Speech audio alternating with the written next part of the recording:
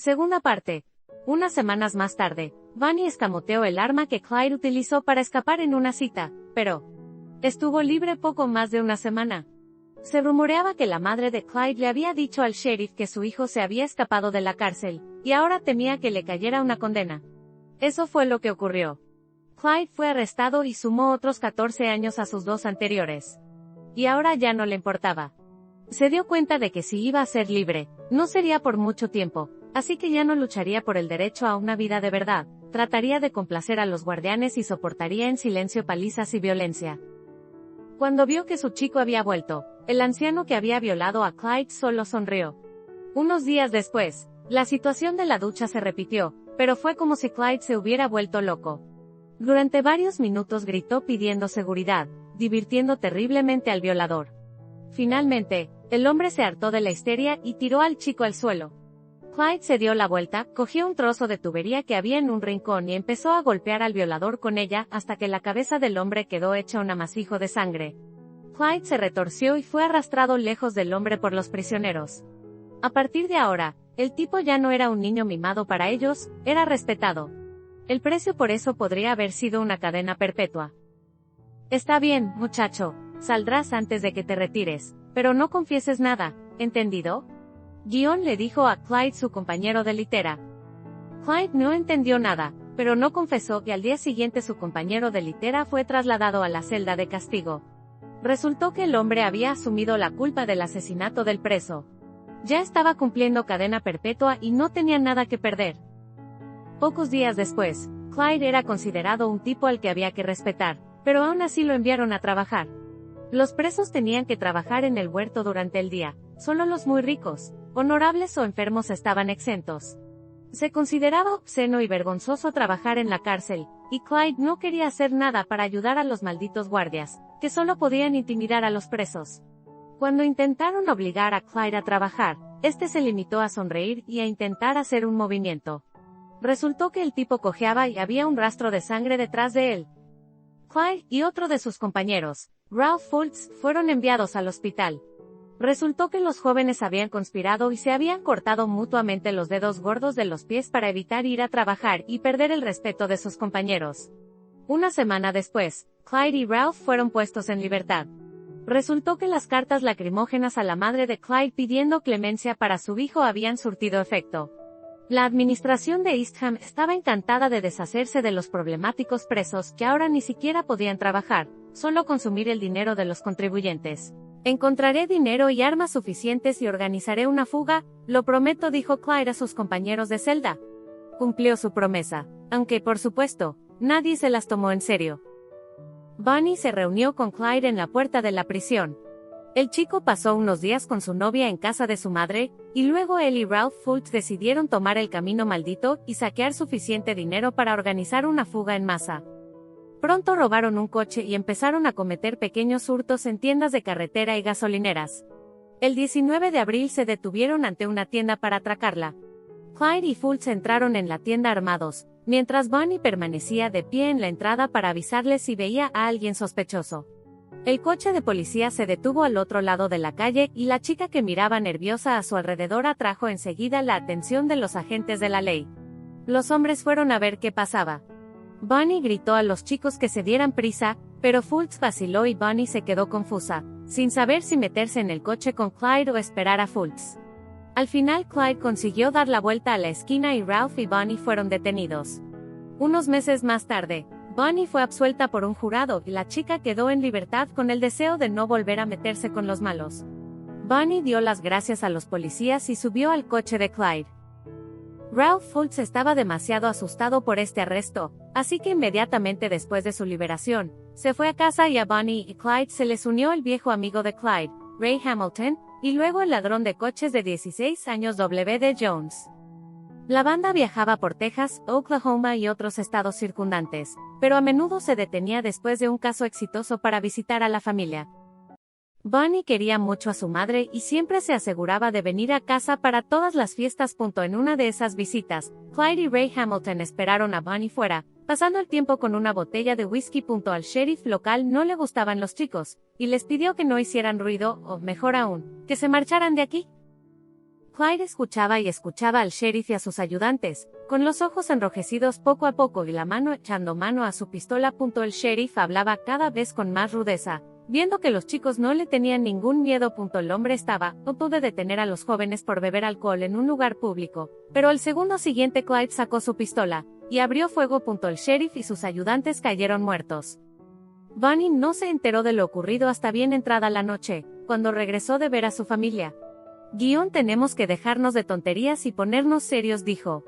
Clyde y Hamilton miraban a la chica con admiración y asombro. Buck, el hermano de Clyde, hacía tiempo que había elegido el maldito camino del gángster, desde el día en que asumió la culpa de los pavos robados, y fue a la cárcel un par de semanas. Desde entonces, había salido de la cárcel con regularidad, para luego volver a ser capturado por las autoridades por algo. Así continuó hasta que conoció a Blanche, la chica principal de su vida. Buck se enamoró inmediatamente de Blanche, en quien solo él veía un brillante ángel de la guarda. Blanche, una aguda y dura feminista y activista, prefería llevar pantalones y fumar puros, algo que en la monstruosamente provinciana Texas solo podían permitirse los dueños de burdeles. La joven Blanche estudiaba arte en la universidad y estaba a punto de romper esos estereotipos.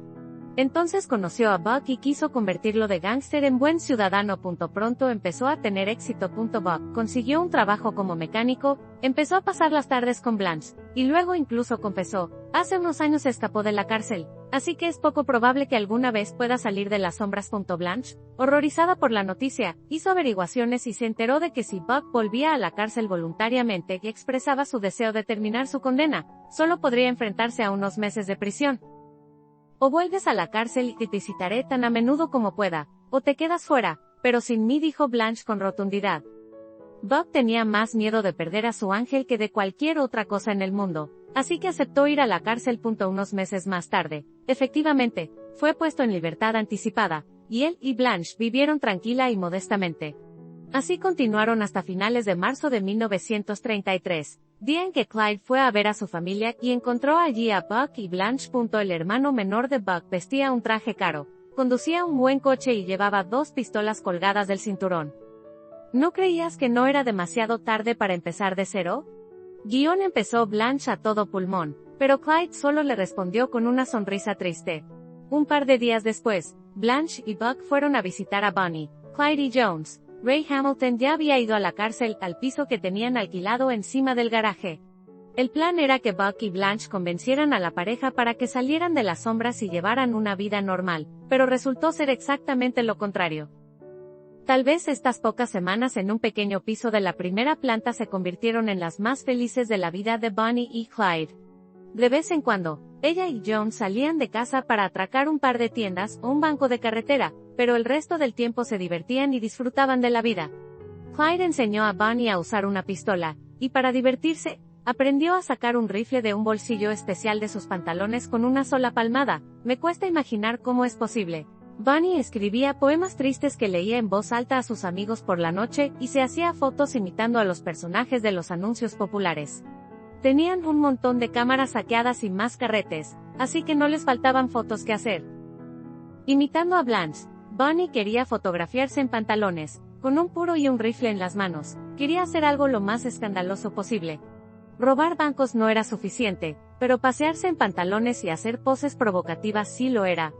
A veces Bonnie se ponía en la piel del fornido dueño de un burdel, a veces en la de un atracador, a veces en la de una belleza cachonda. Blanche y Buck también disfrutaban de la vida aquí, relajados, pero no perdían la esperanza de encarrilar a los 2 jóvenes gángsters. Jones, un chico que se había unido a la pareja, no era tomado en serio. Bonnie y Clyde, Buck y Blanche, y Jones crecieron en los bosques. Las grandes ciudades les parecían un lugar peligroso, pero no pensaban que lo más peligroso para ellos fueran unos vecinos entrometidos a los que realmente no les gustaba la panda de inmorales que se había instalado en su pueblo. Aparcaban sus coches al estilo gángster, es decir, al revés para facilitar la salida, se hacían fotos en poses obscenas y hacían mucho ruido hasta por la mañana. Un par de tías especialmente morales informaron de todo esto al sheriff local, y el 13 de abril J.B. Keller, que pensaba que eran una banda de contrabandistas, les hizo una redada. Clyde y Jones vieron primero a los coches de policía que se acercaban, mientras tomaban el sol en el tejado, e inmediatamente bajaron al garaje para arrancar el coche e intentar escapar. Abrieron fuego para avisar a los demás, y empezaron a disparar uno a uno a los policías. Keller solo tuvo tiempo de pedir refuerzos cuando, de repente, Jones pudo arrojar a un policía del coche, y conducir el coche patrulla hasta la carretera, despejando un camino de retirada. Consiguieron escapar, pero el tiroteo se cobró la vida de varios policías, y el piso se quedó con todo el botín, un enorme arsenal de armas, documentos falsificados, montones de fotografías, un diario y cuadernos con poemas de Bonnie. Todo esto apareció pronto en los periódicos locales, y luego todos los tabloides de Estados Unidos escribieron solo sobre la excéntrica pareja, Bonnie y Clyde. No eran los gángsters que estaban acostumbrados a ser jóvenes americanos que escribían poesía, leían libros y robaban bancos. Era muy inusual. En pocos días, Bonnie y Clyde eran conocidos de vista por todos en Estados Unidos. Mientras estaba en el coche, Jones empezó a perder el conocimiento de repente. Resultó que le habían disparado en la cabeza y se aferraba con sus últimas fuerzas. La herida tenía tal aspecto que parecía que solo le quedaban unas horas de vida, pero todo iba bien. Resultó que la bala le había atravesado de lleno, sin dar milagrosamente en nada vital.